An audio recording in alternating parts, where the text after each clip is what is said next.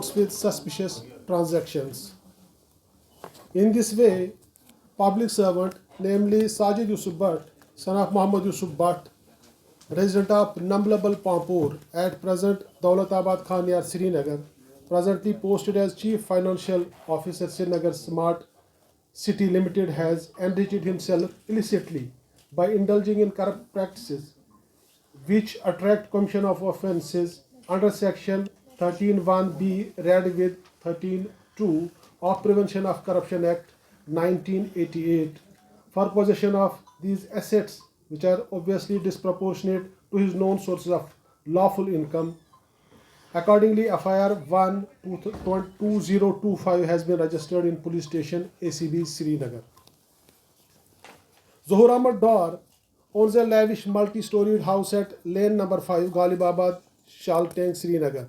One sedan car, suspicious bank transactions in personal accounts and accounts of his spouse, acquisition of benami properties and huge assets in forms of FDRs.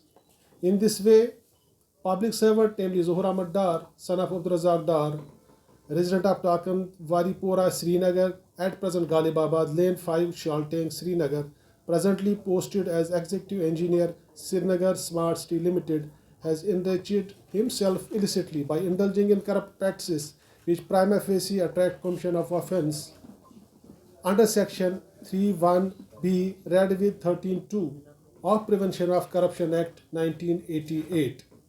Accordingly, case FIR number 2/2025 has been registered in police station ACB Srinagar.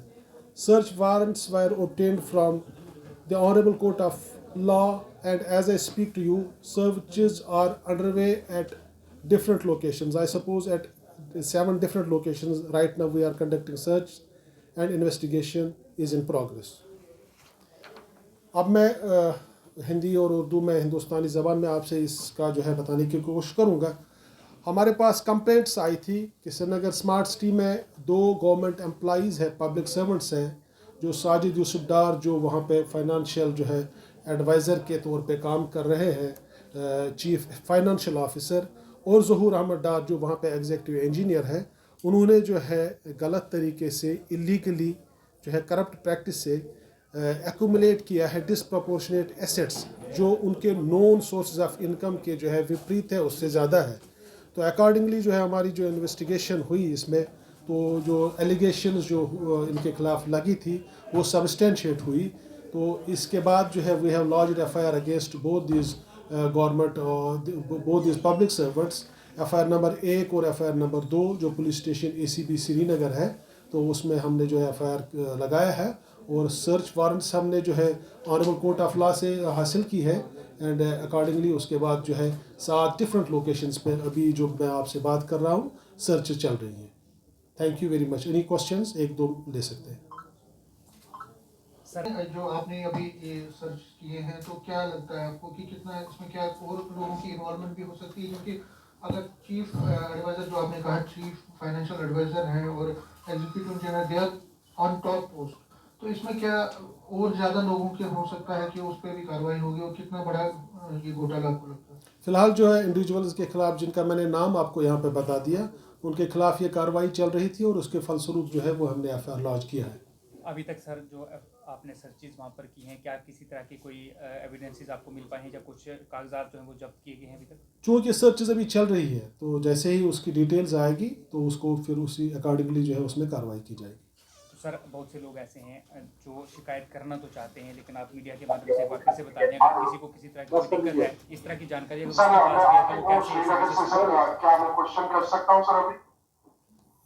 Ji please एक minute, just a minute. यहाँ से एक question आया था कि अगर कोई जो है सिटीज़न, कोई यहाँ का रहने वाला जो है कोई शिकायत करना चाहता है, ओबियसली हमारे पास माध्यम है जिसके थ्रू वो हमारे पास आ सकता है। उसका जो है नाम भी जाहिर नहीं होगा और उसमें जो है कार्रवाई अमल में लाई जाएगी। जी क्वेश्चन शायद श्रीनगर से है, कहाँ से है प्लीज़?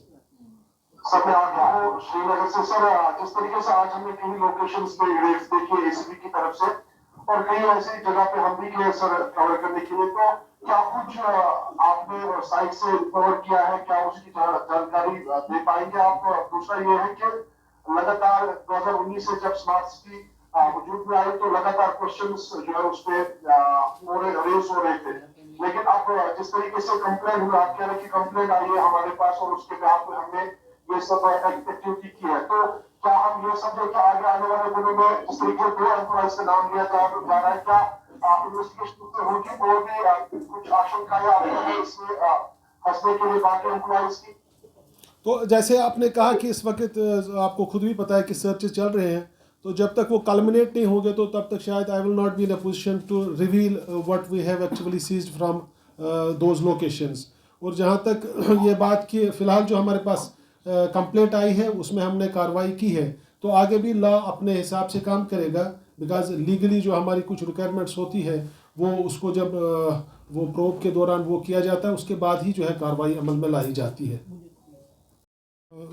जो मैंने आपका सवाल जो है कुछ समझा वो शायद ये है कि काफ़ी लोगों के, मैं तो खैर अब रिपीट नहीं करूँगा सवाल, जवाब मेरा ये है कि कार्रवाई हमारा करना जो है we do it as per law.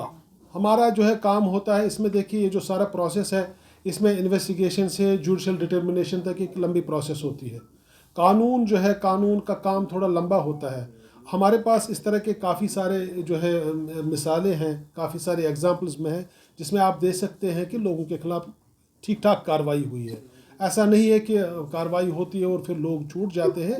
हाँ, बट यह है कि यह सारा काम जो है ये परफेक्टली तरीके पे नहीं हो सकता है। इसके लिए एक निज़ाम है, एक सिस्टम है। We have to go through that system, we have to respect that system.